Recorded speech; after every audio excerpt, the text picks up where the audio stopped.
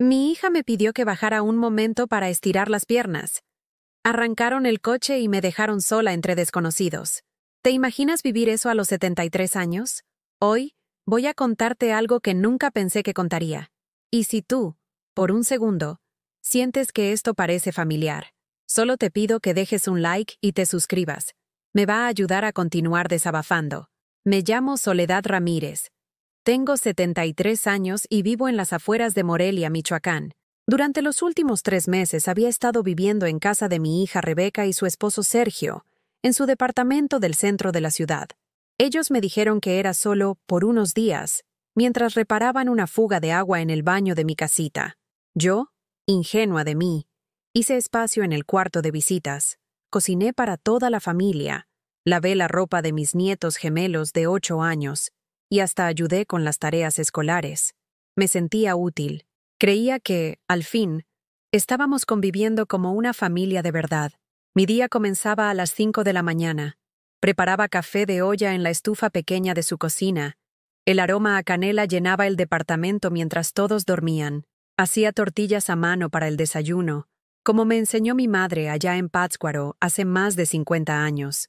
Mis manos arrugadas, manchadas por las venas que ya se marcaban como ríos azules bajo mi piel clara, amasaban la masa con la misma destreza de siempre. Sergio siempre decía que mis tortillas eran mejores que las del supermercado, y yo sonreía orgullosa, como si ese cumplido justificara mi presencia en su hogar.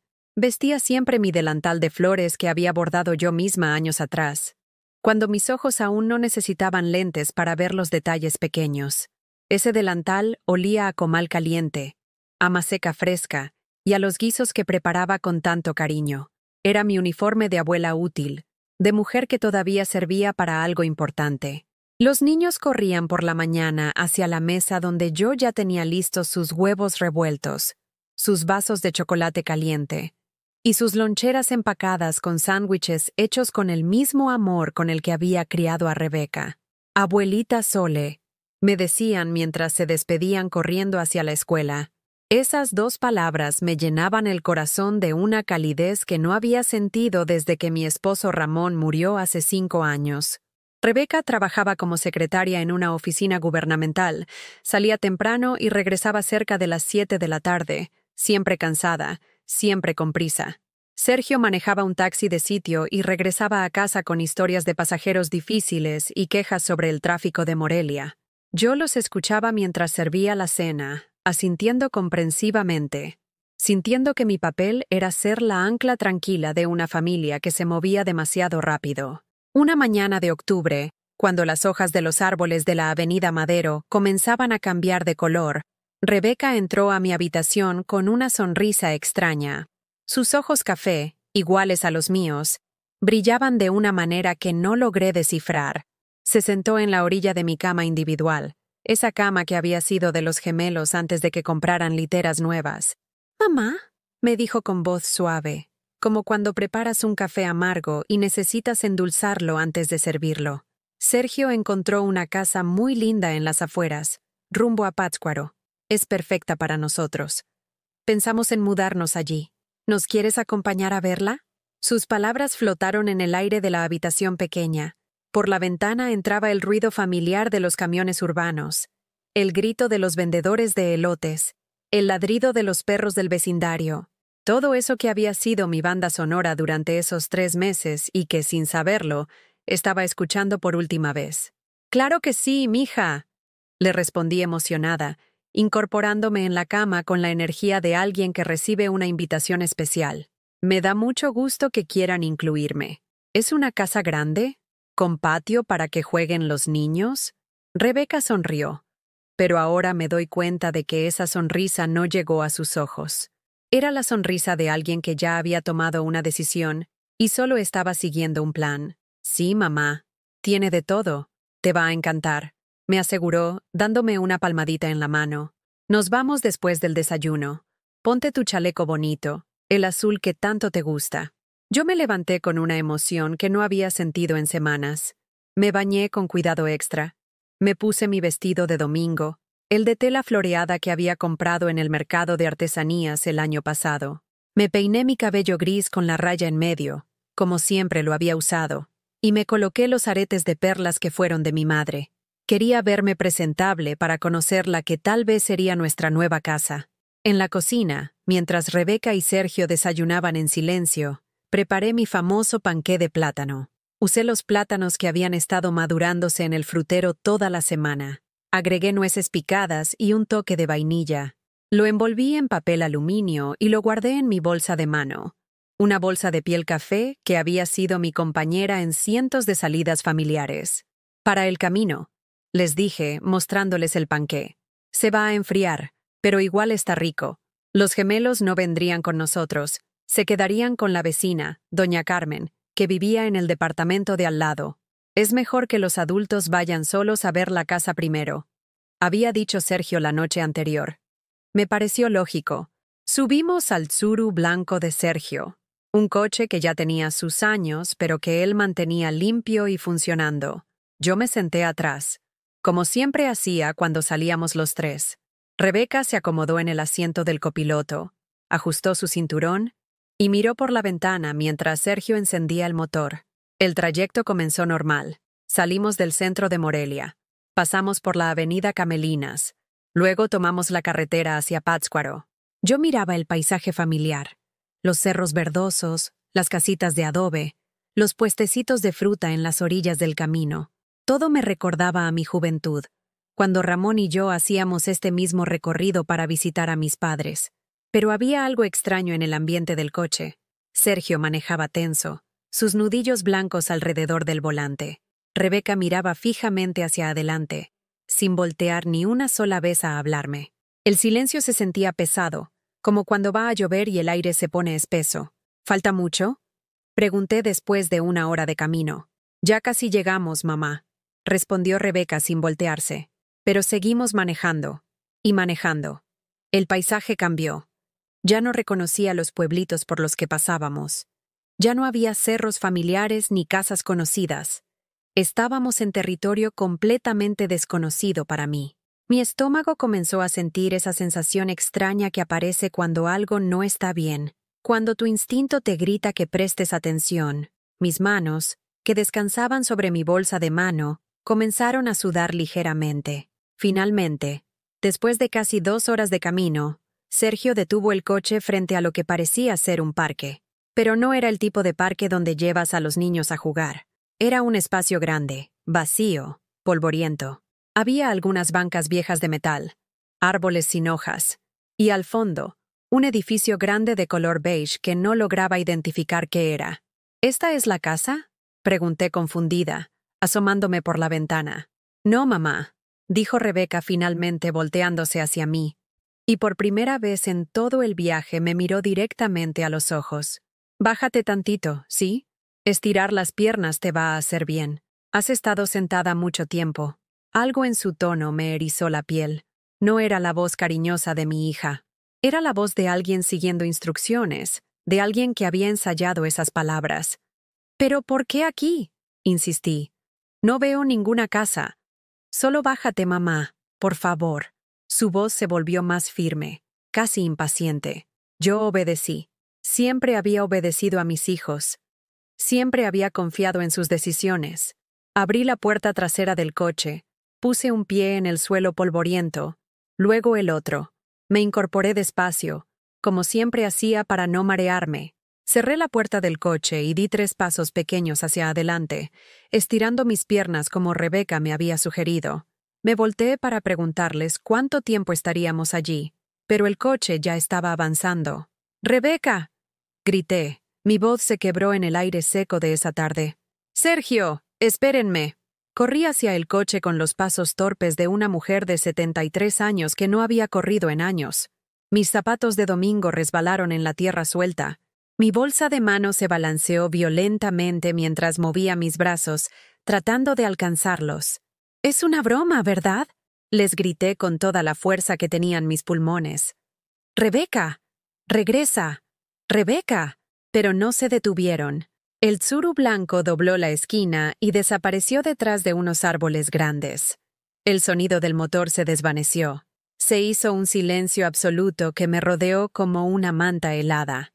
Me quedé allí parada, en medio de ese parque desconocido, sosteniendo mi bolsa de mano, sintiendo cómo mi mundo se desmoronaba con cada segundo que pasaba. En mi bolsa estaba el panqué de plátano que había preparado con tanto amor esa mañana. En mi corazón, una certeza terrible comenzaba a formarse. Esto no era una broma. Esto era el final. Una mujer vestida con uniforme blanco se acercó hacia mí con pasos medidos, como si hubiera estado esperándome. Sus zapatos blancos hacían un sonido seco contra el pavimento del parque. En su rostro había una expresión que yo había visto antes, la de alguien acostumbrada a lidiar con situaciones difíciles. ¿Es usted doña Soledad Ramírez?, me preguntó con voz profesional pero no cruel. Yo asentí sin poder hablar. Mi garganta se había cerrado completamente. La estábamos esperando. Su hija firmó todos los papeles esta mañana. Ya está todo listo para su ingreso. Ingreso. Esa palabra me atravesó como un cuchillo.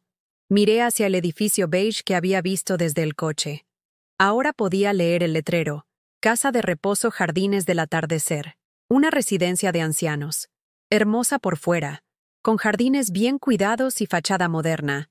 Pero yo sabía que por dentro sería fría, impersonal, como todos esos lugares donde llevan a los viejos para que ya no molesten. Mientras caminaba hacia la entrada, guiada por esa mujer cuyo nombre nunca supe, los recuerdos comenzaron a golpearme uno tras otro, como olas furiosas contra las rocas. Cada paso que daba hacia ese edificio era un paso más lejos de todo lo que había construido, de todo lo que había dado. Recordé cuando Rebeca tenía 17 años y quedó embarazada de los gemelos. Su novio, un muchacho irresponsable del barrio, desapareció en cuanto se enteró. Yo dejé mi trabajo en la tortillería de Doña Esperanza, donde había estado durante 10 años, para cuidar a mi hija y ayudarla con el embarazo.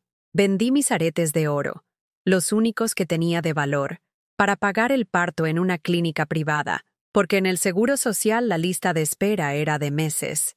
«No te preocupes, mija», le había dicho mientras sostenía su mano durante las contracciones. «Yo te voy a ayudar con todo. Nunca te voy a abandonar». Qué ironía tan amarga. Yo nunca la abandoné, pero ella sí me abandonó a mí. Durante los primeros años de vida de los gemelos, yo prácticamente fui su segunda madre. Rebeca tuvo que estudiar la preparatoria abierta y después una carrera técnica en administración, así que yo me quedaba con Diego y Mateo desde las 6 de la mañana hasta las 8 de la noche. Les daba de comer, los bañaba, les enseñé a caminar, a decir sus primeras palabras. Abuela fue la primera palabra que dijeron antes que mamá.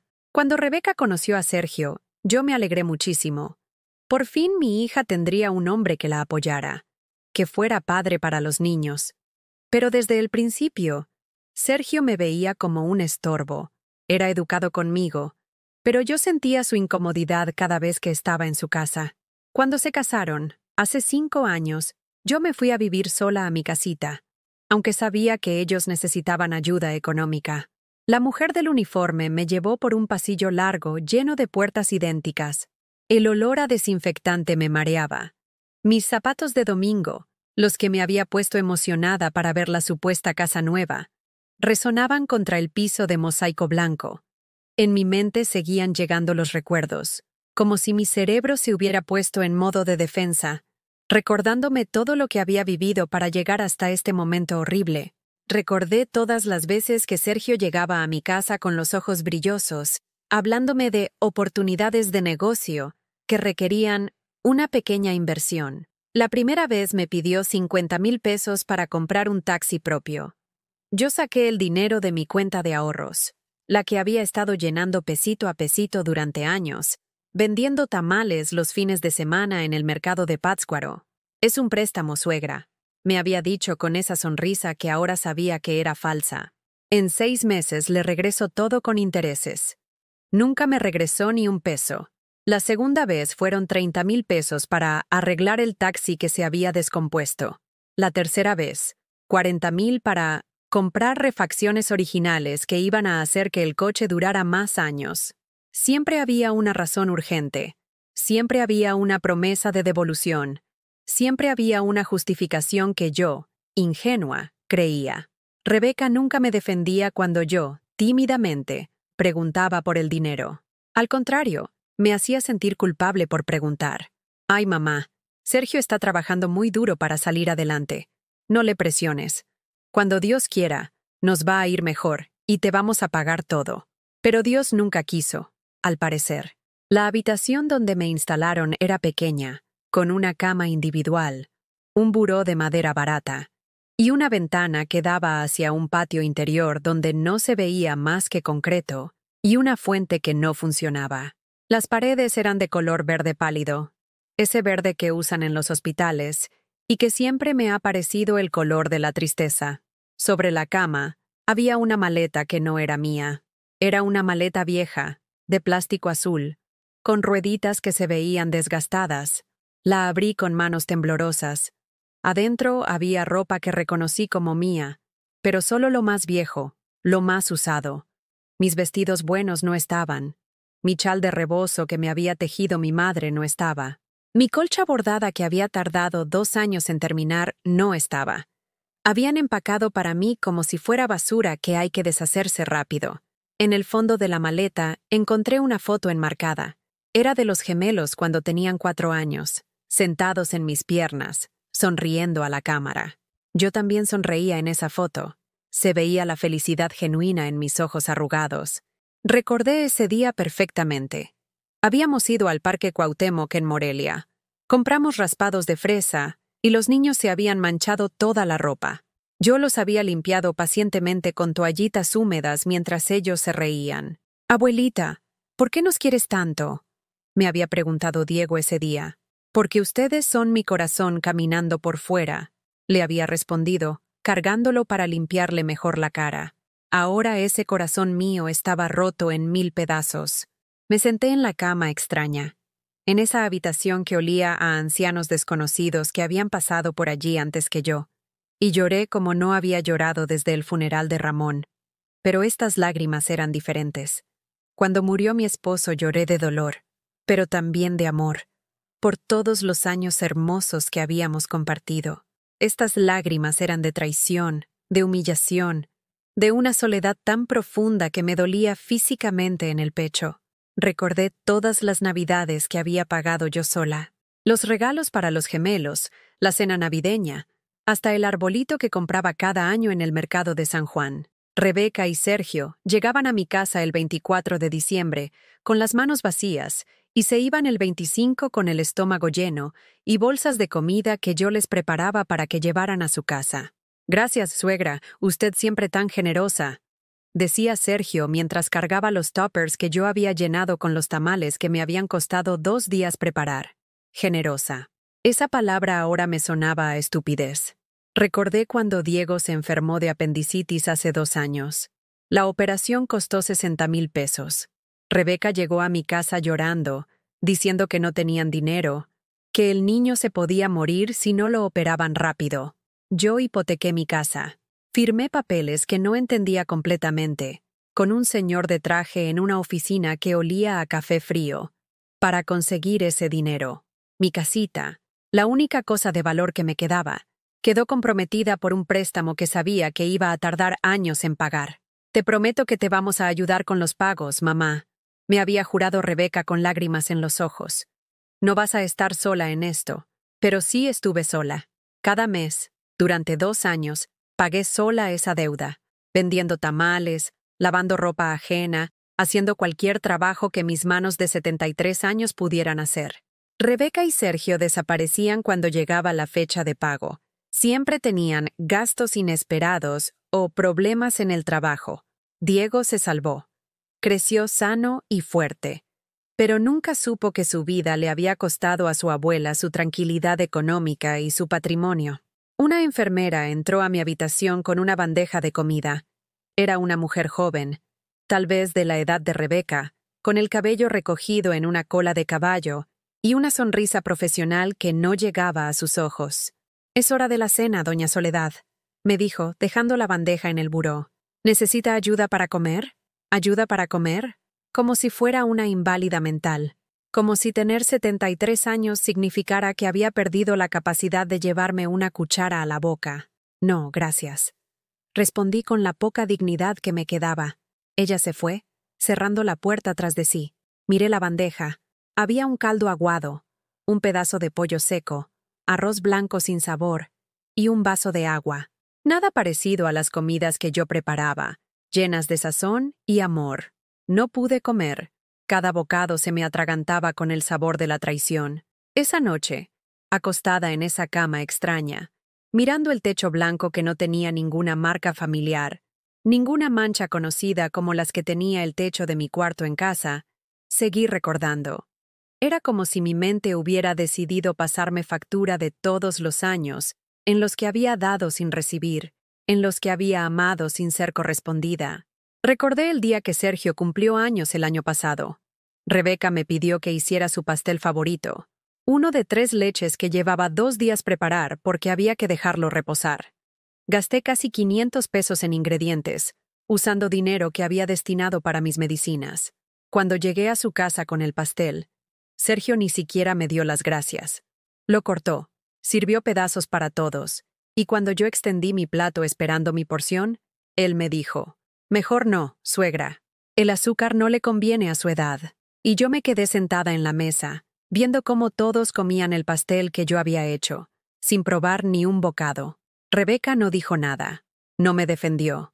Solo siguió comiendo como si fuera normal que trataran así a su madre. Esa noche, en la residencia de ancianos donde me habían abandonado como un perro viejo, entendí por fin la verdad que había estado negándome a ver durante años. Yo no era la abuela querida, la madre respetada, la suegra apreciada. Yo era la vaca lechera que habían exprimido hasta que se secó, y ahora que ya no tenía nada más que dar, me habían desechado. Los primeros días en Jardines del Atardecer pasaron como una neblina espesa. Yo esperaba que sonara el teléfono, que llegara una visita, que apareciera Rebeca por esa puerta disculpándose, explicándome que todo había sido un malentendido terrible. Pero el teléfono nunca sonó. Las rutinas de la residencia eran mecánicas, despersonalizadas. A las 6 de la mañana, una enfermera diferente cada día nos despertaba prendiendo las luces sin avisar. El desayuno era a las 7, el almuerzo a las 12, la cena a las 6. Entre esas horas, nos sentábamos en sillas de plástico en un salón común, donde la televisión siempre estaba puesta en telenovelas que nadie realmente veía. Conocí a mis compañeras de desgracia. Estaba doña Pilar, una mujer de 81 años que llevaba 12 años esperando que su hijo volviera por ella. Solo fue por unos días, repetía cada noche antes de dormir, hasta que arreglara sus problemas de dinero. 12 años diciendo lo mismo. También estaba Esperanza, de 79 años, que había criado sola a 4 hijos después de que su marido muriera en un accidente. Sus hijos se turnaban para visitarla, uno cada 6 meses, otro cada año. Los otros 2 nunca aparecían. Están muy ocupados con sus vidas, decía con una sonrisa que no engañaba a nadie. Y estaba Carmen, la más joven de nosotras, de apenas 68 años, que había trabajado toda su vida como empleada doméstica para ahorrar y comprarle una casa a su hija soltera. Cuando la hija se casó, vendió la casa sin decirle a Carmen y la trajo aquí con la excusa de que estaría mejor cuidada por profesionales. Todas teníamos la misma historia. Todas habíamos dado todo por nuestras familias. Todas habíamos sido desechadas cuando ya no servíamos.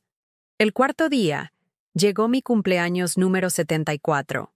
Me desperté con una pequeña esperanza ilusa de que tal vez, solo tal vez, Rebeca recordaría, que llegarían los gemelos cantando las mañanitas, como hacían cada año desde que eran pequeños, que habría un pastel, aunque fuera comprado, y abrazos, y disculpas.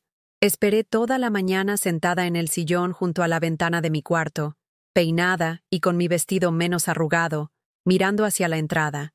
Vi llegar familias a visitar a otros residentes. Vi nietos corriendo por los pasillos. Vi flores, vi globos, vi sonrisas. Para mí no llegó nadie, ni una llamada, ni un mensaje, ni un feliz cumpleaños, mamá. Ese día no comí, no porque no tuviera hambre, sino porque cada bocado me sabía a abandono. Las enfermeras intentaron convencerme, pero yo solo movía la cabeza. ¿Para qué alimentar un cuerpo que ya nadie quería que siguiera existiendo? La enfermera del turno nocturno, una mujer mayor llamada Rosa, se sentó conmigo esa noche. Doña Soledad, sé que es su cumpleaños. Yo también tengo 73 años. También tengo hijos. Sé lo que se siente, me dijo con una voz que no tenía la falsedad profesional de las otras. Pero si no come, se va a enfermar. Y eso no les va a importar a ellos. Solo se va a lastimar usted. Sus palabras me dolieron porque eran ciertas, pero también me dolieron porque confirmaban lo que yo ya sabía. Mi bienestar no le importaba a nadie más que a mí. Los días se volvieron semanas. Desarrollé una rutina de supervivencia emocional. Me despertaba. Desayunaba lo mínimo para no desmayarme. Me sentaba en el jardín interior de la residencia a ver crecer las plantas que nadie más cuidaba. Almorzaba mecánicamente. Y por las tardes me quedaba en mi cuarto, mirando por la ventana o sosteniendo la única foto que tenía de los gemelos. Era en esos momentos de silencio cuando los recuerdos más dolorosos venían a visitarme. No solo los recuerdos de lo que había hecho por ellos, sino los recuerdos de todas las veces que me habían hecho sentir como una carga. Recordé la Navidad del año pasado. Yo había llegado a su casa con regalos para todos. Como siempre, había ahorrado durante meses, privándome de medicinas para la artritis, para comprarles a los gemelos las bicicletas que tanto querían. Cuando Sergio vio las bicicletas, en lugar de agradecerme, suspiró pesadamente. «Suegra, ¿por qué no nos consultó antes? Ahora no sabemos dónde vamos a guardar esto. El departamento ya está muy lleno», había dicho, como si mis regalos fueran un problema en lugar de una muestra de amor. Rebeca no dijo nada para defenderme. Solo asintió, como dándole la razón. Los niños estaban felices con sus bicicletas. Pero yo me fui de esa reunión familiar sintiéndome como una intrusa en la vida de mi propia hija. Recordé también el día que me enfermé de gripe el año pasado y estuve 3 días con fiebre alta. Llamé a Rebeca para preguntarle si podía venir a verme, o si al menos podía mandar a uno de los gemelos con un poco de caldo. «Ay, mamá, justo ahorita estamos súper ocupados. Sergio tiene mucho trabajo y yo tengo junta en la oficina. ¿No puede ir a la farmacia y comprarse algo?», me había respondido con la prisa de alguien que quiere colgar rápido. Yo, con 38 grados de fiebre, caminé 6 cuadras hasta la farmacia más cercana para comprarme paracetamol y suero. Cuando regresé a mi casa, me desplomé en la cama y lloré no solo por la fiebre, sino por la soledad. Pero lo que más me dolía recordar eran las microagresiones constantes.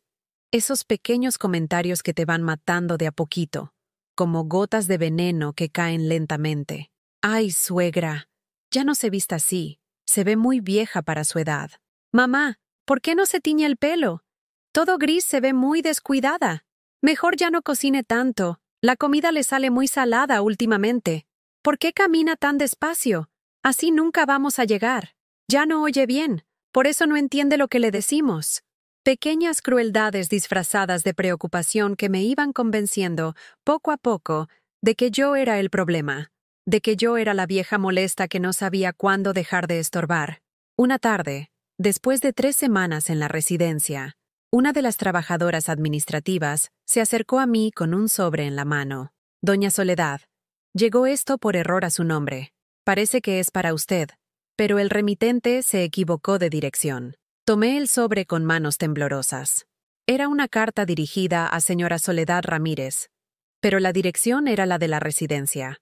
El remitente era un nombre que no conocía, pero abajo decía «Despacho Jurídico Mendoza y Asociados». Abrí la carta con el corazón latiendo tan fuerte que pensé que se me iba a salir del pecho. Era una carta de un abogado dirigida a Sergio, pero enviada por error a mi nombre.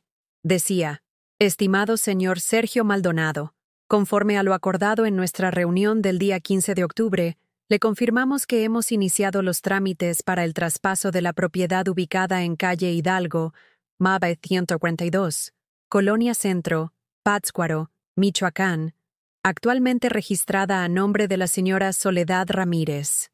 Como usted indicó, la señora ya fue ubicada en un lugar apropiado y sin contacto exterior, por lo que no debería haber interferencias en el proceso legal.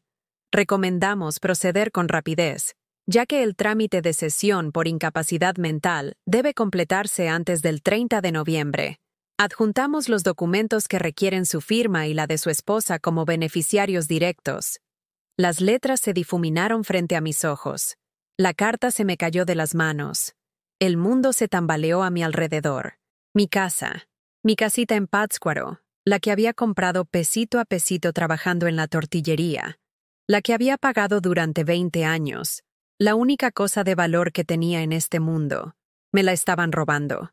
Incapacidad mental. Habían falsificado documentos diciendo que yo estaba loca, que no podía tomar mis propias decisiones. Por eso me trajeron aquí, no para que estuviera mejor cuidada. Me trajeron aquí para silenciarme, para aislarme, para que no pudiera defender lo mío. Todo había sido planeado. El viaje supuestamente para ver una casa, el abandono en la residencia, las semanas de silencio, todo para que yo estuviera fuera del camino mientras ellos se robaban mi patrimonio. Me levanté de la silla donde estaba sentada y caminé a mi cuarto como zombi. Cerré la puerta, me senté en la cama y por primera vez en 3 semanas no lloré de tristeza, lloré de rabia. Una rabia tan pura, tan intensa, que sentí como si mi cuerpo de 74 años se hubiera llenado de la energía de una mujer de 20. Sentí como si todas las células de mi cuerpo hubieran despertado al mismo tiempo después de años de estar dormidas. ¿Incapacidad mental? Yo, que había criado sola a una hija, que había trabajado hasta los 70 años, que había manejado mis finanzas, pagado mis deudas, tomado mis decisiones. ¿Yo, incapaz? Por primera vez en mi vida, entendí lo que significaba el odio. No hacia Sergio, que al final era solo un oportunista sin escrúpulos. El odio era hacia Rebeca, hacia la hija que había salido de mis entrañas, que había crecido con mi leche, que había aprendido a caminar sosteniéndose de mis manos. Rebeca, que me conocía mejor que nadie en el mundo, había firmado un documento declarándome mentalmente incapaz. Había puesto su nombre en papeles que decían que su madre era una vieja loca que no sabía lo que hacía, para robarme la única cosa que me quedaba después de haberles dado todo. Esa noche no dormí. Me quedé sentada en la ventana, mirando las estrellas que se veían entre las rejas de seguridad, y por primera vez en 74 años de vida, sentí lo que era el verdadero desamor. No el desamor de un novio que te deja, o de un esposo que muere. El desamor de una hija que decide que tu vida no vale nada. Pero también sentí algo más. Algo que no había sentido en años, tal vez en décadas. Sentí que tenía que luchar. Al día siguiente, cuando llegó la hora del desayuno, me peiné con cuidado. Me puse el vestido menos arrugado que tenía y bajé al comedor con la espalda derecha por primera vez desde que había llegado. «Buenos días», les dije a mis compañeras de mesa con una voz que ni yo misma reconocí. «Me llamo Soledad Ramírez, y no voy a morir aquí». Doña Pilar me miró sorprendida. En 3 semanas, era la primera vez que me oía hablar con determinación. «¿Qué va a hacer, doña Soledad?», me preguntó Carmen. Yo doblé cuidadosamente la carta del abogado y me la guardé en el bolsillo del vestido.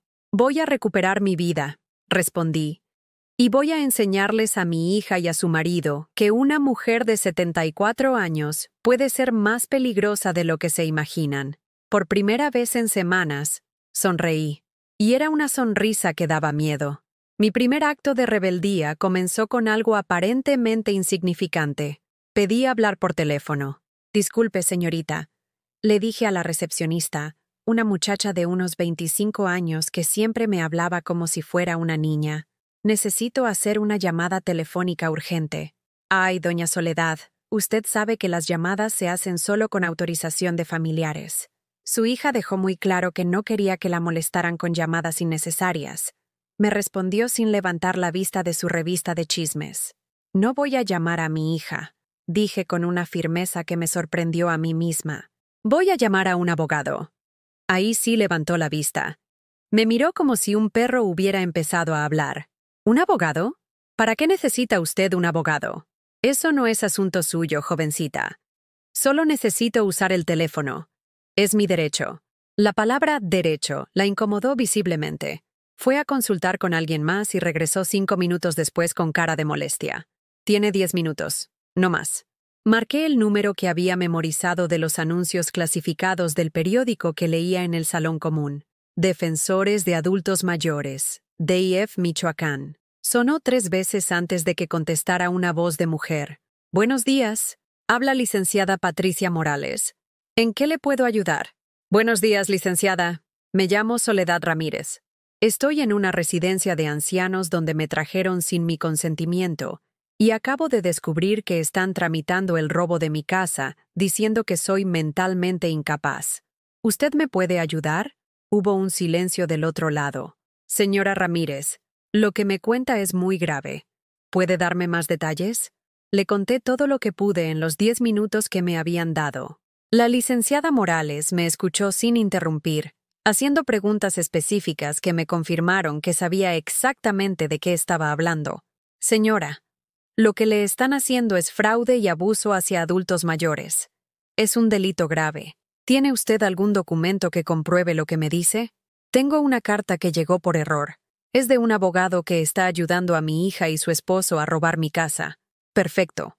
Mañana voy a ir a visitarla. No firme nada. No hable con nadie sobre esto hasta que yo llegue. Y señora Ramírez, usted hizo bien en llamar.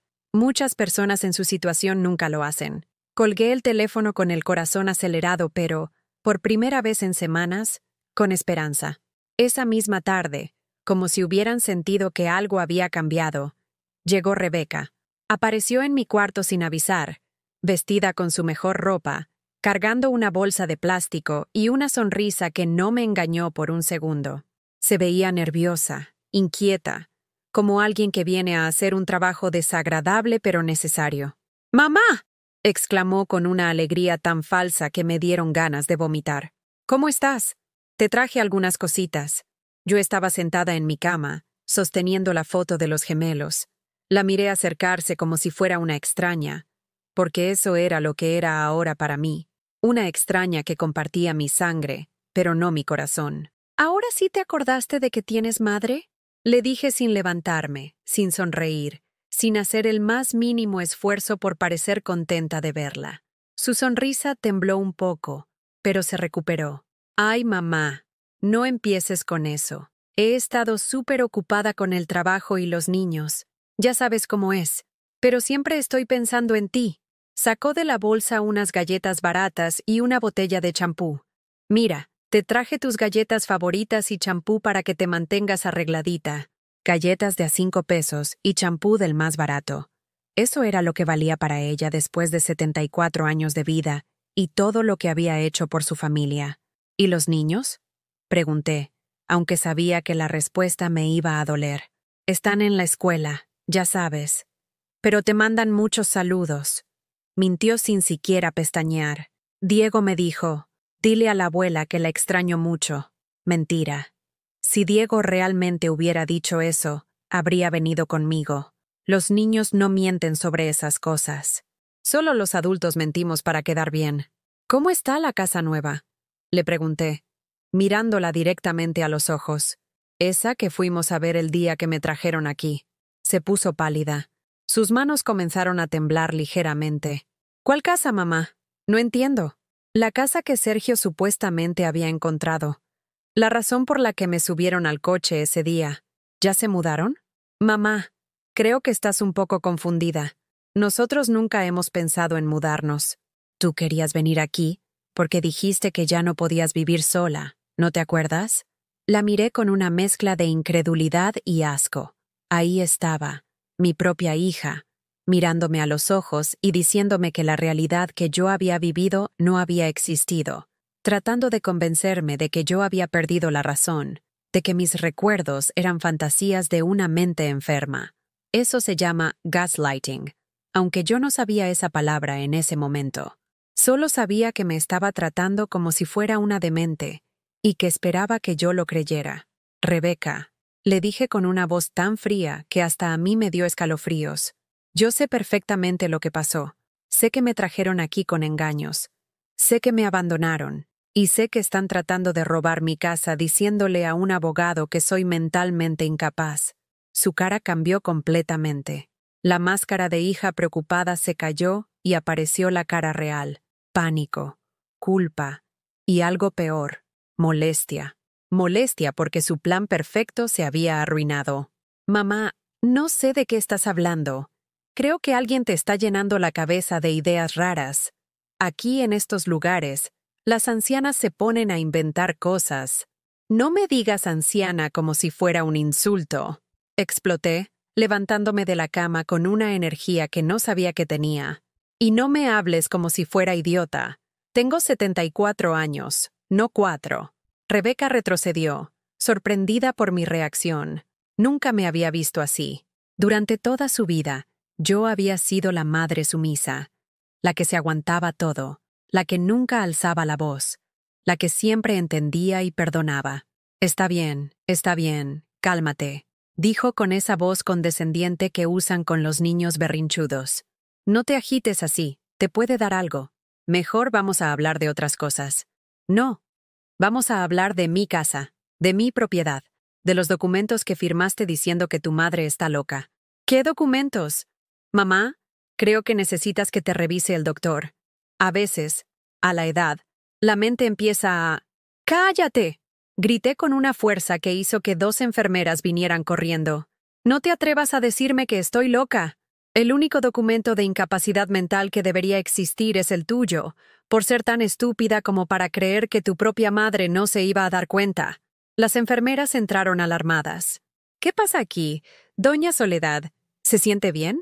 Rebeca aprovechó la oportunidad para interpretar su papel de hija sufrida. Es que mi mamá se está poniendo muy agresiva. Creo que está teniendo un episodio. Nunca la había visto así. Me está diciendo cosas muy raras. Parece que está alucinando. Las enfermeras me miraron con esa expresión que yo ya conocía bien. La expresión de pobrecita vieja loca.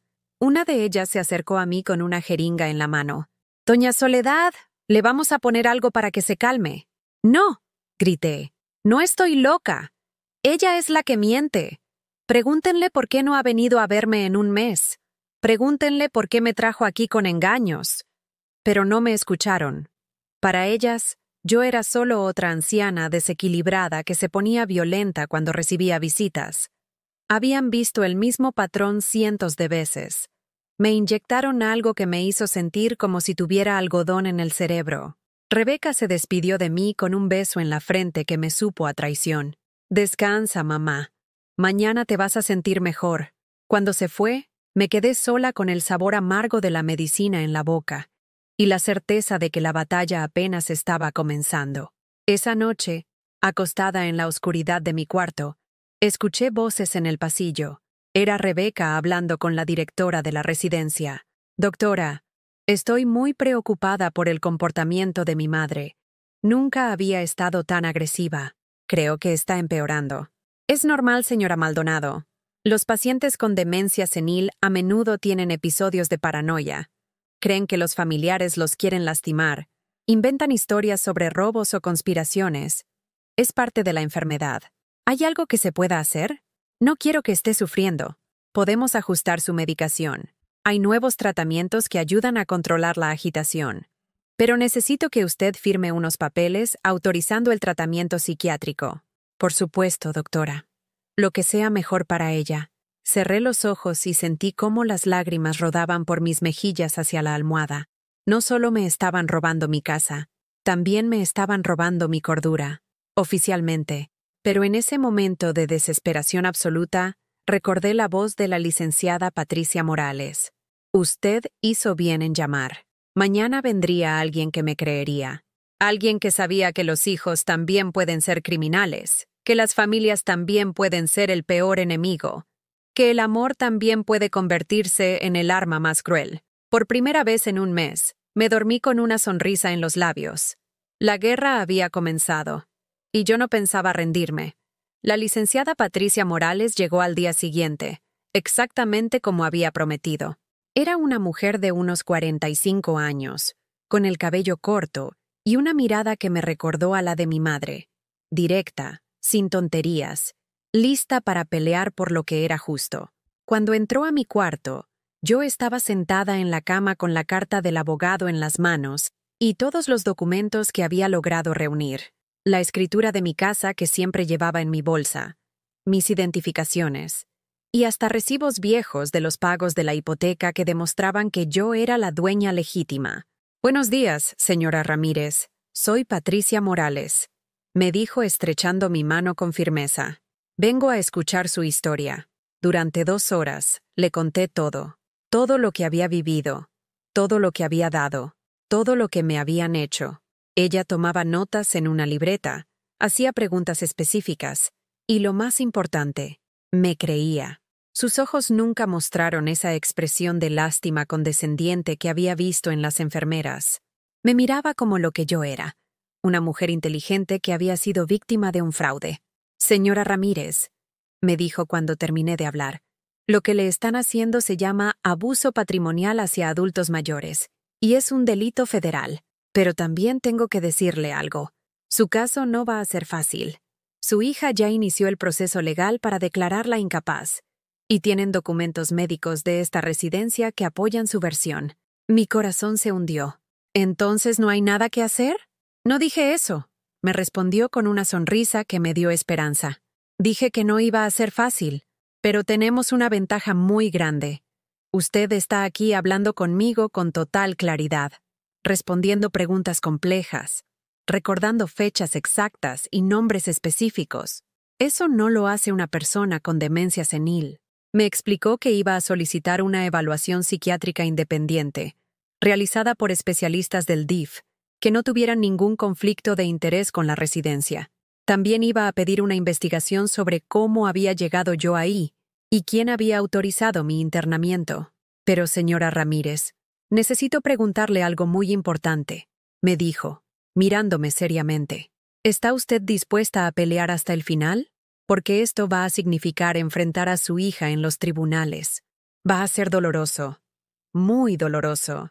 Yo pensé en todas las noches que había llorado sola en esa cama extraña. Pensé en mi casita vacía, en mis recuerdos siendo vendidos por unos pesos. Pensé en los gemelos creciendo creyendo que su abuela los había abandonado porque estaba loca. «Licenciada», le dije con una voz que me salió desde muy adentro, «yo durante 74 años he vivido para otros. He puesto la felicidad de mi familia antes que la mía.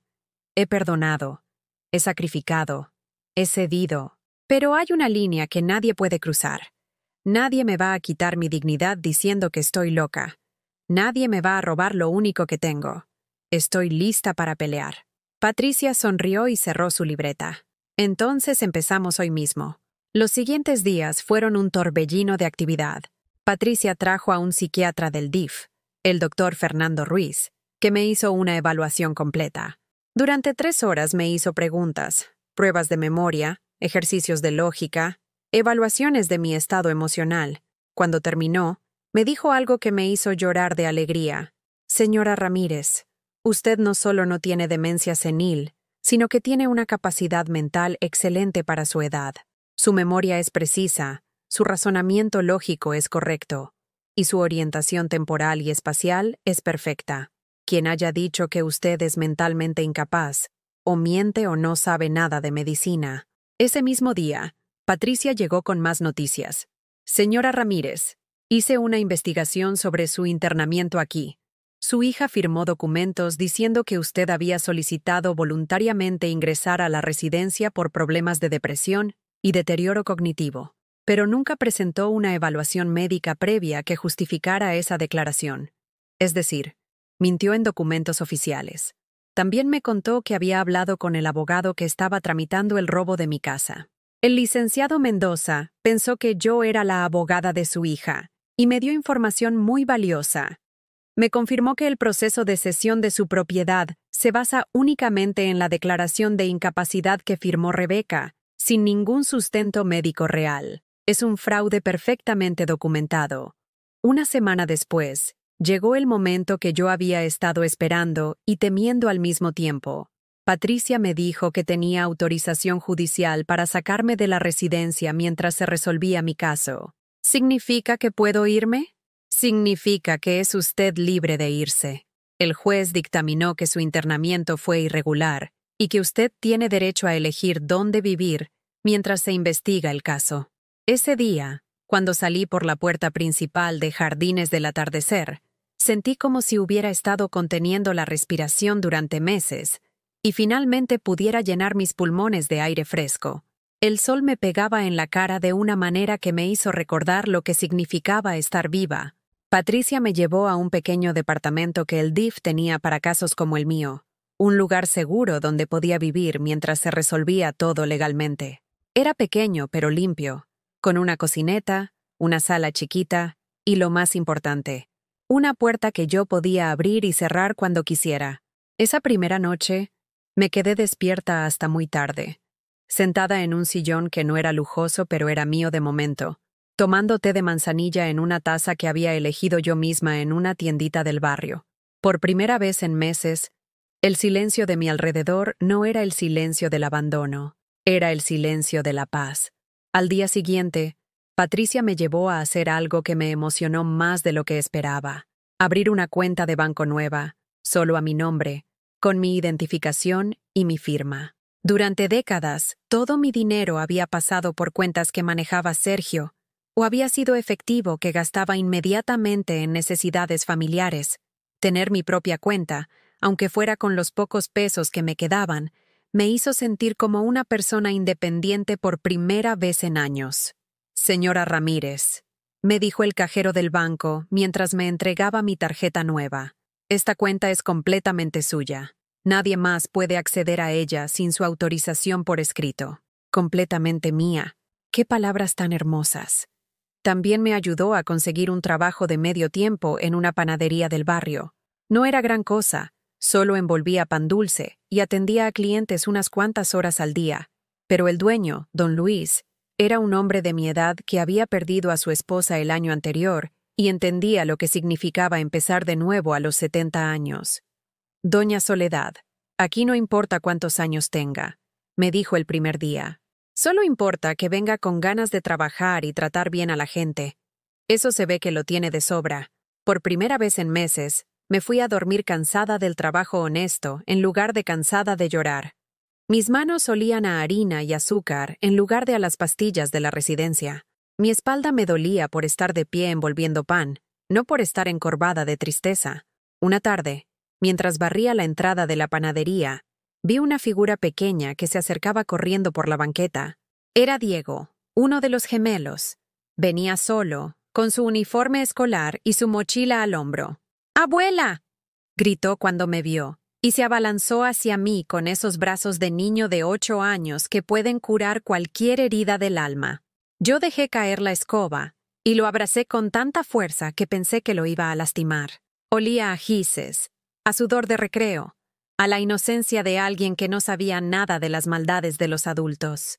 «Diego, mi amor, ¿cómo me encontraste?», pregunté en todas las panaderías del centro hasta que la señora de la esquina me dijo que había una abuela nueva trabajando aquí. «Sabía que eras tú porque te vestías igual que siempre», me dijo, tocando mi delantal con esas manitas que conocían cada arruga de mi cara. «¿Y tu mamá sabe que estás aquí?». Su carita se puso triste. «Mamá dice que te fuiste porque ya no nos querías, que estás enferma de la cabeza y que ya no te acuerdas de nosotros». Pero yo sabía que era mentira porque las abuelas no se olvidan de sus nietos. Sentí como si me hubieran dado un puñetazo en el estómago. Le habían dicho a los niños que yo los había abandonado porque estaba loca, que su abuela, que los había criado, que había sacrificado todo por ellos, se había vuelto loca y se había ido. «Diego, mi cielo, escúchame bien», le dije, agachándome para quedar a su altura. «Yo nunca, pero nunca, me voy a olvidar de ti y de tu hermano. Ustedes son lo que más amo en este mundo. Lo que pasa es que tu mamá y yo estamos teniendo problemas de adultos, pero eso no significa que yo no los quiera. Entonces, ¿por qué no vives con nosotros ya? ¿Cómo le explicas a un niño de 8 años que su madre es una ladrona? ¿Cómo le dices que su familia es capaz de mentir y robar y lastimar? ¿Cómo proteges su inocencia sin mentirle? Porque a veces los adultos cometemos errores muy grandes, mi amor. Y cuando eso pasa, tenemos que arreglar las cosas antes de poder volver a estar juntos». Diego me abrazó otra vez. Y en ese abrazo sentí algo que no había sentido en meses, que alguien me amaba sin condiciones, sin intereses, sin segundas intenciones. Me amaba porque era su abuela. Punto. Te tengo que ir, me dijo después de unos minutos. Si llego tarde a casa, mi mamá se va a enojar. Pero voy a venir a verte seguido. ¿Sí? Sí, mi amor. Ven siempre que puedas. Lo vi alejarse corriendo por la banqueta, volteando a cada rato para decirme adiós con la mano, y sentí algo que no había sentido desde que salí de la residencia. Tenía una razón para pelear que iba más allá de mi dignidad y mi casa. Tenía que pelear por el derecho de esos niños a conocer la verdad, a saber que su abuela los amaba, a no crecer creyendo que las personas que más los quieren pueden abandonarlos cuando se vuelven inconvenientes. Esa noche llamé a Patricia. Licenciada, quiero acelerar el proceso legal. Quiero que esto se resuelva lo más pronto posible. ¿Pasó algo? Sí. Recordé por qué vale la pena pelear. 2 semanas después de mi encuentro con Diego, Patricia me llamó con noticias que me hicieron temblar las manos. Señora Ramírez, tenemos fecha para la audiencia. El juez quiere ver a todas las partes involucradas el próximo martes a las 10 de la mañana. Rebeca y Sergio tendrán que estar presentes, y usted también tendrá la oportunidad de hablar directamente ante el juez. Martes. 5 días para prepararme para enfrentar cara a cara a la hija que me había traicionado, para mirarla a los ojos y decirle todas las verdades que había estado guardando durante meses. Esos 5 días fueron los más largos de mi vida. Ensayé lo que iba a decir frente al espejo del pequeño departamento. Practiqué mantener la voz firme. Imaginé todas las mentiras que Rebeca podría inventar y preparé las respuestas. Don Luis me dio el día libre y hasta me prestó dinero para comprarme un vestido nuevo. Doña Soledad, usted va a ir a recuperar lo suyo, me dijo mientras me entregaba los billetes. Tiene que verse como la señora respetable que es, no como una víctima. El lunes por la noche, Patricia vino a visitarme para repasar todo una última vez. Señora Ramírez, ¿está lista para mañana? Tan lista como se puede estar para pelear contra la propia sangre. Le respondí, y me sorprendió la amargura en mi propia voz. Hay algo más que necesito decirle. Esta mañana hablé con Rebeca y su abogado. Nos ofrecen un arreglo amistoso. Están dispuestos a regresarle su casa si usted firma un documento donde dice que todo fue un malentendido y que no va a presentar cargos penales contra ellos. Mi primera reacción fue de alivio. Mi casa de vuelta, sin más pelitos, sin más dolor. Pero después pensé en Diego corriendo por la banqueta para encontrarme, en todas las mentiras que le habían dicho, en todos los meses que había pasado creyendo que su abuela lo había abandonado. ¿Y ellos qué ganan con eso? Evitan ir a la cárcel por fraude. Porque, señora Ramírez, con todas las pruebas que tenemos, Rebeca podría enfrentar entre 3 y 7 años de prisión por abuso hacia adultos mayores y falsificación de documentos. 7 años. Mi hija podría ir 7 años a la cárcel por lo que me había hecho. Una parte de mí, la parte que seguía siendo madre, se estremeció al imaginármela en una celda. Pero otra parte, la parte que había despertado después de tanto abuso, sintió algo que no me enorgullece pero que no puedo negar. Sintió satisfacción. ¿Qué me recomienda usted, licenciada? Yo no puedo tomar esa decisión por usted. Pero le voy a decir algo. Si acepta el arreglo, ellos van a interpretar que lo que hicieron no estuvo tan mal. Van a pensar que usted los perdonó porque, al final, somos familia. Y puede que algún día, cuando se les vuelva a acabar el dinero, lo intenten otra vez. Esa noche no dormí. Me quedé sentada en la ventana de mi departamento, viendo las luces de Morelia parpadear en la distancia, pensando en todo lo que había pasado para llegar hasta ahí. Recordé a la Soledad que había sido 6 meses atrás, la abuela complaciente que cocinaba tamales para Sergio, aunque él nunca le diera las gracias, que se privaba de sus medicinas para comprarles regalos a los niños, que guardaba silencio cuando la trataban como sirvienta en lugar de como madre. Esa Soledad había muerto en el estacionamiento de Jardines del Atardecer, cuando vio desaparecer el coche de Rebeca detrás de los árboles. La Soledad que estaba sentada en esa ventana era diferente. Había aprendido que el amor sin respeto no es amor, es abuso. Había aprendido que ser familia no te da derecho a lastimar. Había aprendido que a veces hay que elegir entre la paz y la justicia, y que la paz que se construye sobre mentiras nunca dura. El martes llegué al juzgado con mi vestido nuevo, el cabello peinado y la espalda derecha. Patricia me esperaba en la entrada con una sonrisa que me dio valor. ¿Lista, señora Ramírez? Lista. La sala de audiencias era más pequeña de lo que había imaginado. Había sillas de madera, un escritorio grande donde se sentaría el juez, y ventanas altas que dejaban entrar la luz de la mañana. Cuando entré, Rebeca y Sergio ya estaban allí con su abogado. Fue la primera vez que veía a mi hija desde aquella tarde en la residencia cuando me había gritado, y ella había fingido que yo estaba loca. Se veía pálida, nerviosa. Había perdido peso. Sergio estaba sentado a su lado, pero no la tocaba, no la consolaba. Solo miraba sus propios zapatos como si fueran lo más interesante del mundo. Cuando me vio entrar, Rebeca se puso de pie como si fuera a correr hacia mí, como si fuera a abrazarme y pedirme perdón. Pero yo la miré directamente a los ojos con una expresión que la detuvo en seco. No era odio lo que vio en mi cara. Era algo peor. Era indiferencia. El juez era un hombre de unos 50 años, con lentes y una expresión seria que me recordó a mi padre. Se llamaba licenciado Héctor Contreras, y cuando habló, su voz llenó toda la sala. Estamos aquí para resolver el caso de presunto fraude y abuso hacia adultos mayores en contra de la señora Soledad Ramírez. Antes de comenzar formalmente, entiendo que la parte demandada ha propuesto un arreglo extrajudicial. ¿Es correcto? El abogado de Rebeca se puso de pie. Sí, su señoría. Mis clientes están dispuestos a restituir completamente la propiedad en cuestión y cualquier daño causado, a cambio de que se retire la demanda penal. El juez me miró directamente. Señora Ramírez, ¿usted está dispuesta a aceptar este arreglo? Me puse de pie lentamente. Toda la sala me miraba. Patricia me había dicho que era mi decisión, pero yo sabía que era más que eso. Era el momento que definiría quién era yo realmente, qué tipo de mujer había decidido ser después de todo lo que había pasado. Su señoría, dije con una voz que me salió más fuerte de lo que esperaba. Hace 6 meses habría aceptado ese arreglo.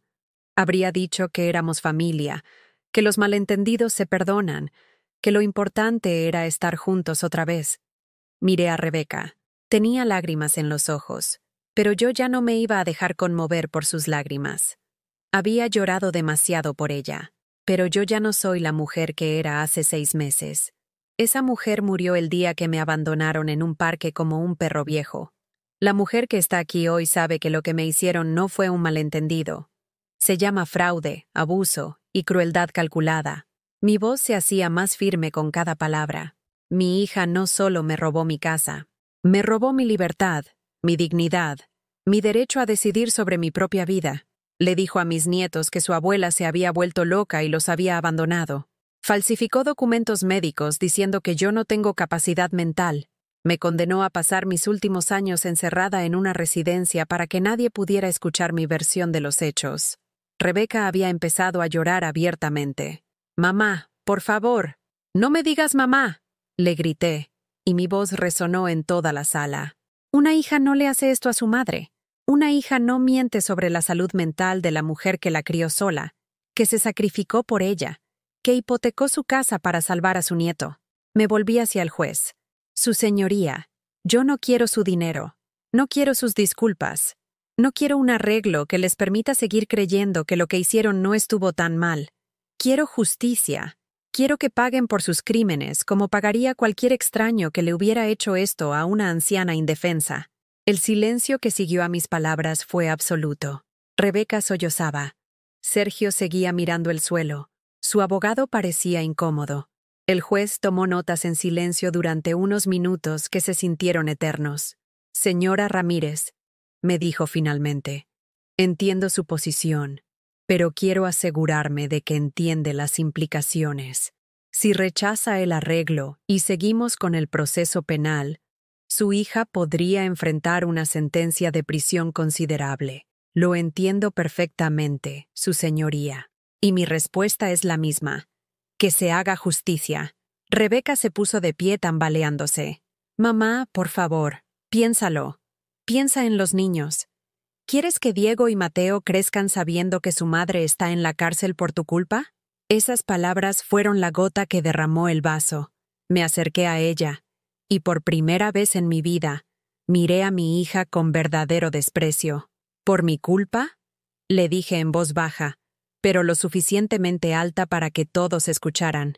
Rebeca, tú decidiste robarme. Tú decidiste mentir sobre mi salud mental.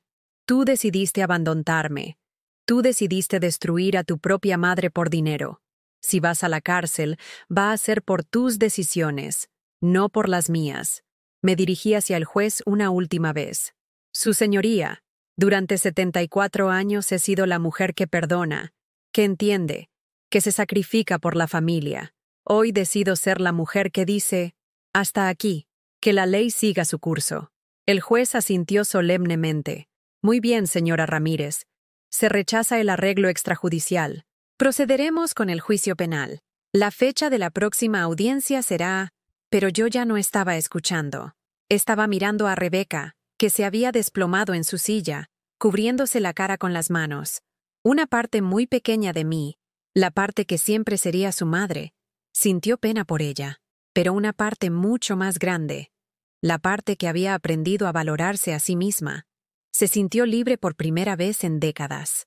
Cuando salí de esa sala de audiencias, con Patricia a mi lado y el sol de mediodía calentándome la cara, supe que había hecho lo correcto, no lo fácil, no lo cómodo, no lo que la sociedad esperaba de una buena madre.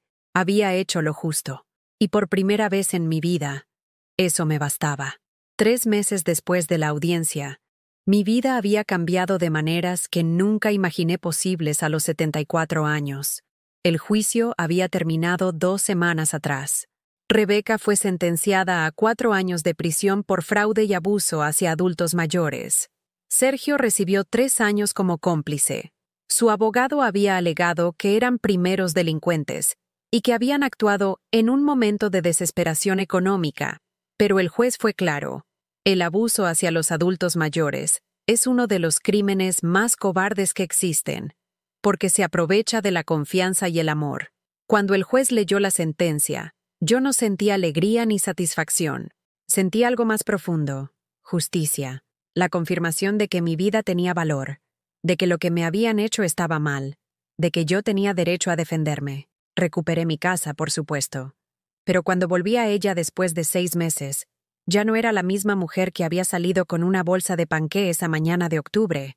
La casa tampoco era la misma. Estaba vacía, fría, llena de recuerdos que ya no me dolían, sino que me recordaban quién había decidido no ser nunca más. Lo primero que hice fue cambiar todas las cerraduras. Era un acto simbólico más que práctico, porque Rebeca estaría en prisión por años, pero necesitaba sentir que ese espacio era completamente mío, que nadie podía entrar sin mi permiso. Después pinté las paredes. Elegí colores que me gustaran a mí, no colores apropiados para una señora mayor. Pinté la cocina de amarillo brillante, como los girasoles que siempre me habían dado alegría. Pinté mi recámara de azul cielo, como las mañanas de primavera en Pátzcuaro cuando era niña.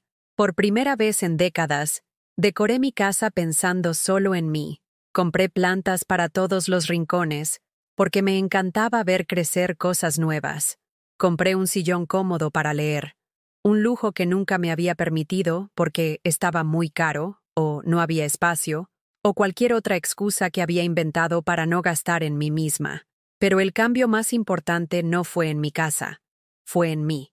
Una mañana, mientras desayunaba en mi cocina amarilla, tomé una decisión que me sorprendió incluso a mí misma. Iba a aprender a manejar. Siempre había dependido del transporte público o de que otros me llevaran. Ramón manejaba cuando estaba vivo. Después Sergio me llevaba a donde necesitaba ir, siempre haciéndome sentir como una carga. O yo tomaba camiones y combis que me dejaban adolorida y cansada. Pero a los 74 años, decidí que quería la libertad de ir donde quisiera, cuando quisiera, sin pedir permiso ni dar explicaciones. Don Luis, el dueño de la panadería donde seguía trabajando, me presentó a su cuñado Mario, un instructor de manejo que había trabajado con adultos mayores antes. «Doña Soledad», me dijo Mario el primer día, «¿está segura de que quiere hacer esto?» No es fácil aprender a manejar a su edad. ¿Joven? Le respondí con una sonrisa que ya no era la sonrisa complaciente de antes. Yo sobreviví a que mi propia hija me abandonara en una residencia de ancianos y recuperé mi casa peleando en los tribunales. Aprender a manejar va a ser pan comido. Y así fue. Me tomó 2 meses, pero obtuve mi licencia de conducir. El día que fui sola al registro civil de Morelia, manejando mi propio coche, un Tsuru usado pero confiable que compré con el dinero que había ahorrado trabajando en la panadería, me sentí como una adolescente que acaba de conseguir su primera libertad real. Con mi coche, empecé a hacer cosas que nunca había hecho. Manejé hasta Pátzcuaro solo para ver el lago y recordar mi infancia. Fui sola al cine por primera vez en mi vida y vi una película romántica mientras comía palomitas sin tener que compartirlas con nadie. Manejé hasta pueblos pequeños de Michoacán que no conocía. Me bajaba en las plazas principales y caminaba entre la gente, sintiéndome como una turista en mi propia vida. Pero lo más importante que hice con mi nueva libertad fue buscar a Diego y Mateo.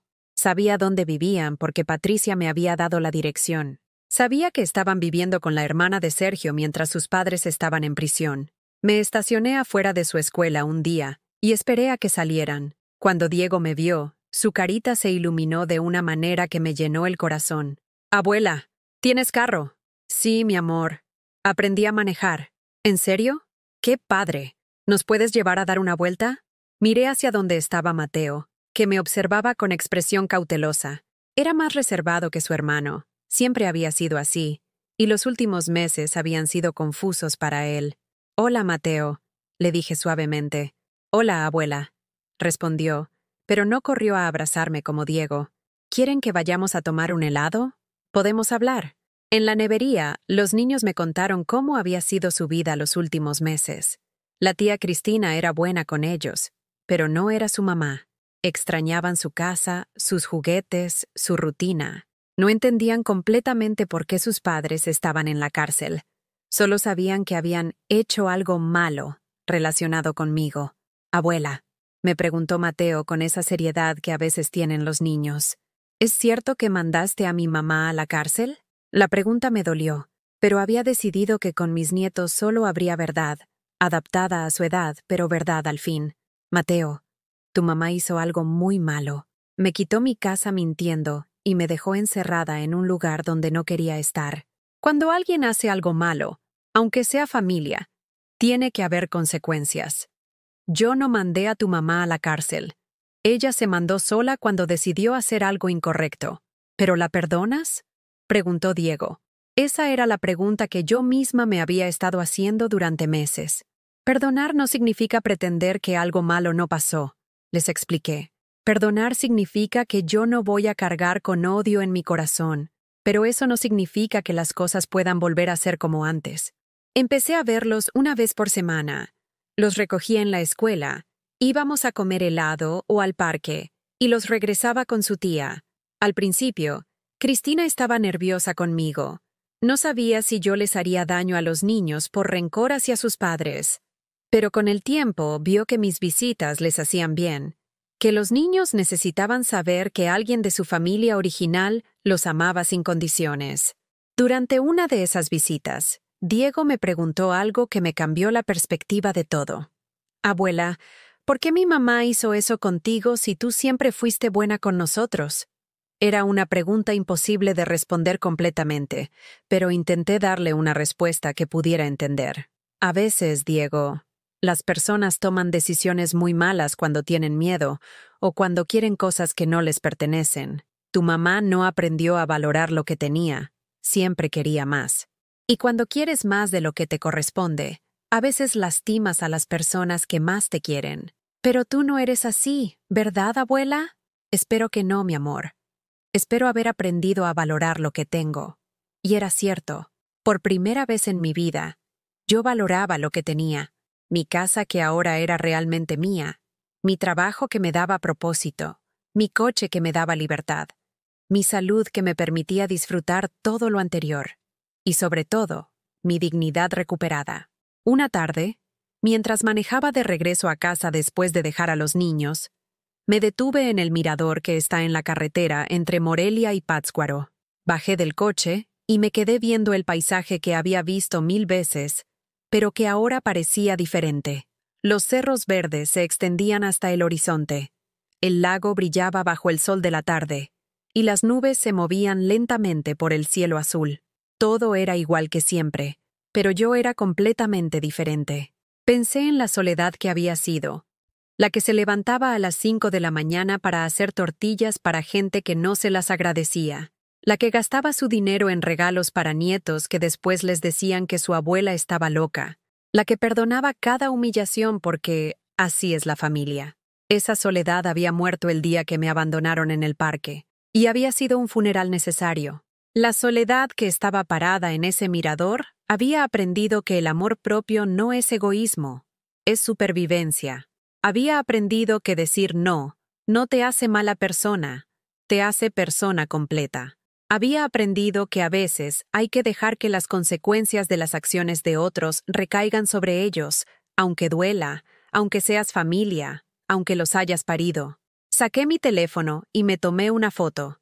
Era algo que nunca había hecho antes, tomarme fotos yo sola, para mí. En la foto se veía una mujer de 74 años con arrugas que ya no intentaba esconder, con cabello gris que ya no pensaba teñir, con ropa que había elegido porque le gustaba, no porque era apropiada para su edad. Se veía una mujer libre. Esa noche, en mi casa amarilla y azul, preparé una cena solo para mí. Puse la mesa con mi mantel favorito, encendí una vela, me serví una copa del vino que había comprado porque me gustaba, no para una ocasión especial. Brindé sola, por mí misma, por la mujer que había decidido ser, por Soledad Ramírez, me dije en voz alta, por la mujer que se atrevió a renacer a los 74 años. El vino sabía a libertad. Un año después de aquel día en el mirador, estoy sentada en el jardín de mi casa, viendo crecer las flores que planté con mis propias manos. Es una mañana de abril. El sol calienta suavemente mi rostro, y tengo una taza de café con canela en las manos. Es sábado, no tengo que ir a trabajar. Y por primera vez en décadas, ese pensamiento me llena de paz en lugar de culpa. Mañana cumpliré 75 años. Será mi primer cumpleaños en años que celebraré exactamente como yo quiera. He invitado a 3 personas. A don Luis y su nueva novia, doña Carmen. Se conocieron en la panadería y es hermoso verlos enamorarse a los 70 años. Y a Patricia, quien se ha convertido en algo más que mi abogada. Es mi amiga. También vendrán Diego y Mateo, por supuesto. Su tía Cristina me los trae cada 15 días. Y nuestra relación ha encontrado un equilibrio hermoso, basado en el respeto mutuo. Los niños han cambiado mucho en este año. Han crecido, no solo físicamente, sino emocionalmente.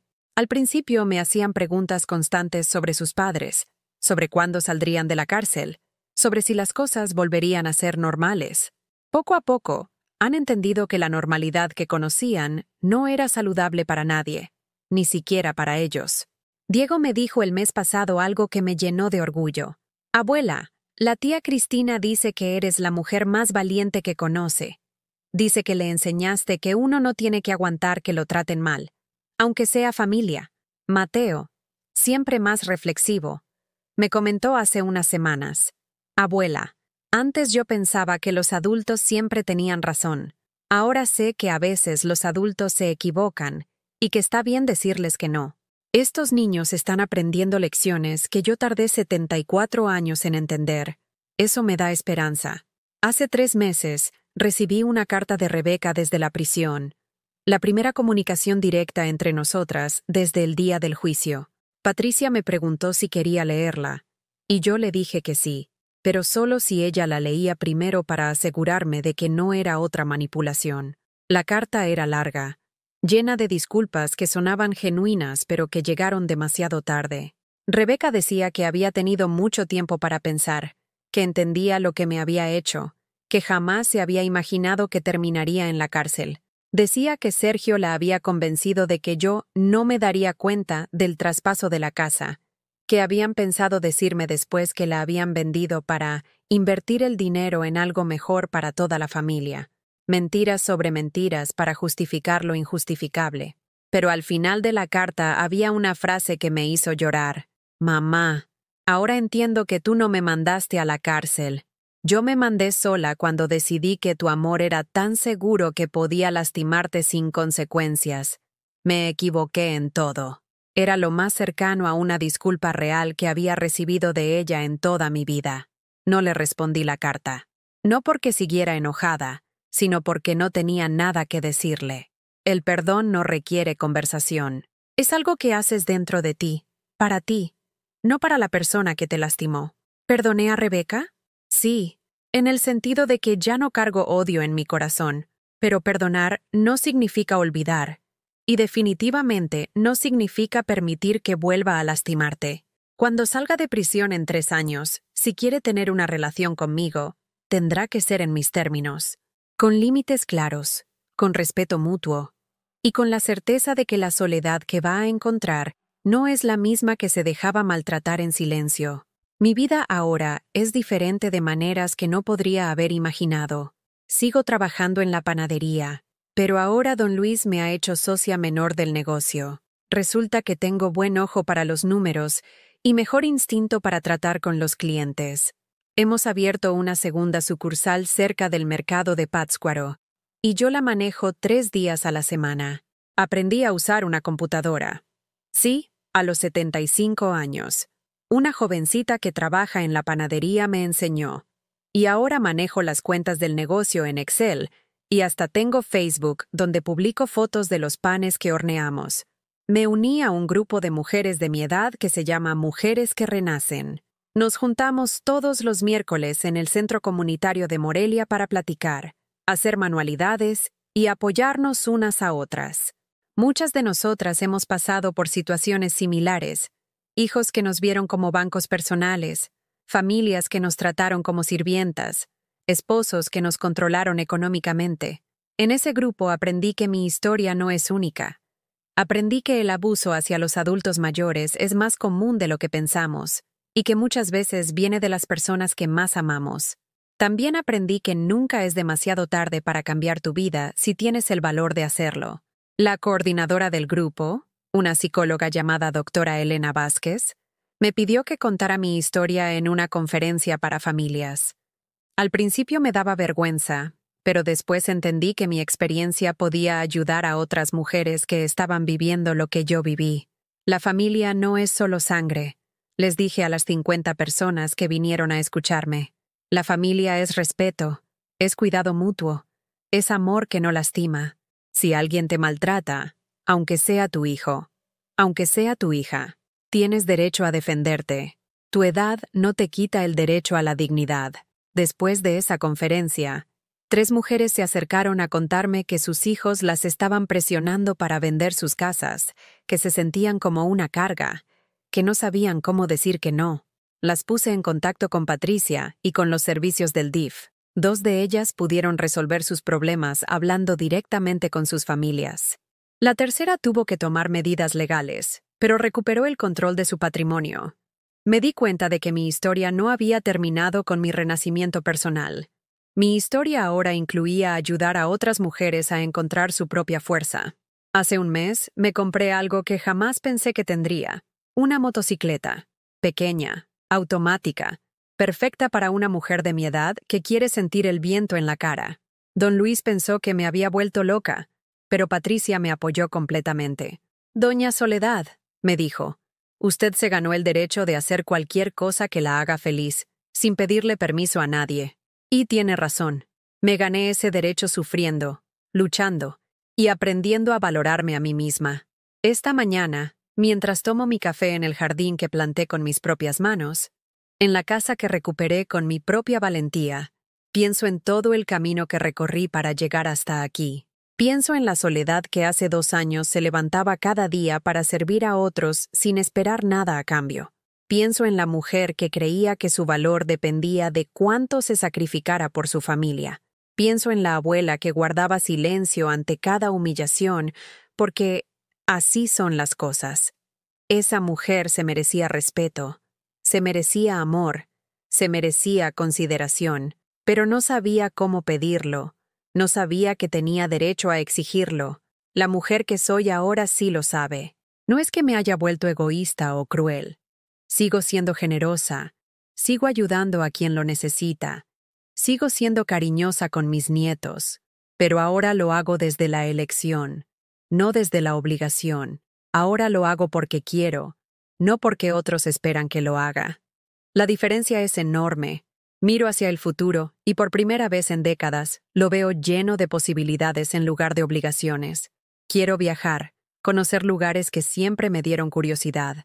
Quiero aprender cosas nuevas, tal vez tomar clases de pintura o de baile. Quiero seguir ayudando a otras mujeres a encontrar su voz.